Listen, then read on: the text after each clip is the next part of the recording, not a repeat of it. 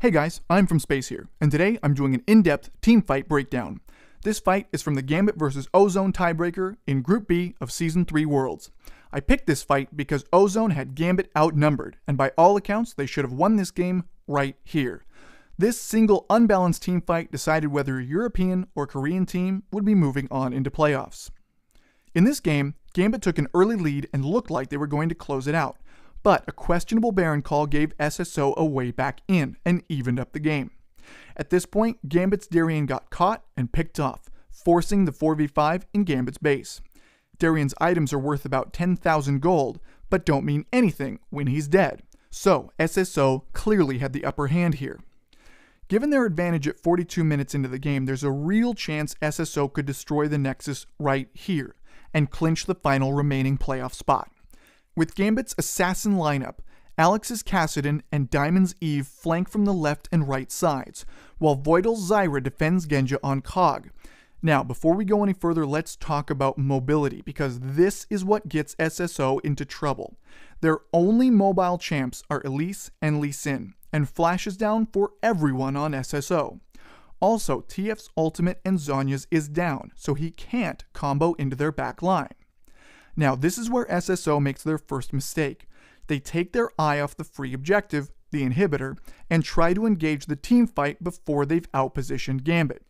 Imp on Varus fires his ultimate, but his team has to cover a lot of distance to capitalize. TF has also just locked his gold card to ward off Kassadin and then throws it at a minion, either by accident or to reset the cooldown timer as fast as possible. However, if they can CC and blow up Zyra fast enough to prevent her ultimate, this game is all but won for the Korean team. But Chain of Corruption is not a good initiation against a Zyra. She can still cast her ultimate through the snare, and Elise can't cocoon soon enough to stop her. While this isn't the ideal combo for Zyra, realistically she still makes a big impact. Her ult damages the 3 people attacking her, and the impending knockup forces Varus back, and right into Eve.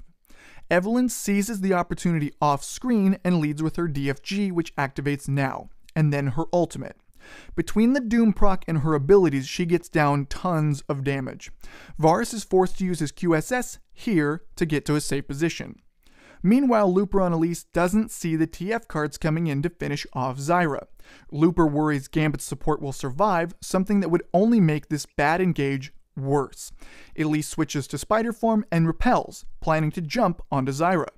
Unfortunately, this move is pointless, as TF's cards have already finished the job.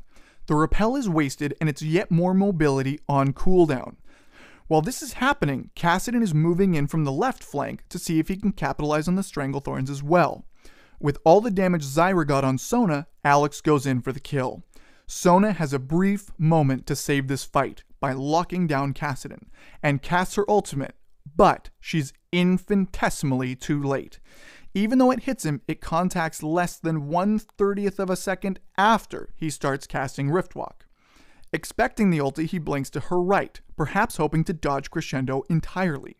Since the casting time and the stun overlap, the ulti only effectively stuns him for half a second. Alex activates the shield on Seraph's Embrace to survive the incoming burst, and then combos immediately into Force Pulse and Null Sphere, which kills Sona easily. 1/3 of a second after she's dead, he pops Zhonya's, allowing him to wait for Riftwalk to refresh while untargetable. When the active wears off, Alex's timing is impeccable. He casts less than 1/30th of a second after leaving stasis, which is amazing, considering the shortest time manageable between mouse clicks is about 1/10 of a second. At this point, Kassadin gets away. The skirmish is over, and it's a fairly even trade. Both sides spent a lot of cooldowns and just exchanged support kills. SSO still has the upper hand since it's 3v4.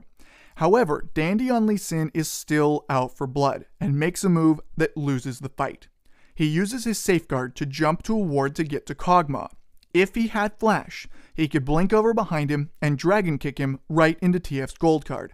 But Triforce Cog is simply able to kite him back, and Lee is so deep that his team cannot help him, and Gambit kills Dandy without taking any damage. Now the fight is truly over. Gambit just has to clean it up. Gold card is expired, and no one on SSO can compete with Gambit's range, speed, or burst. In the end, Gambit pulls out the ace, defying the odds and clinching the final spot at playoffs. That's it for my team fight breakdown this week. This is a brand new segment, so if you enjoyed it, give it a like, upvote, share, etc. And if you know a great fight that you want to see broken down, let me know in the comments. Thanks for watching.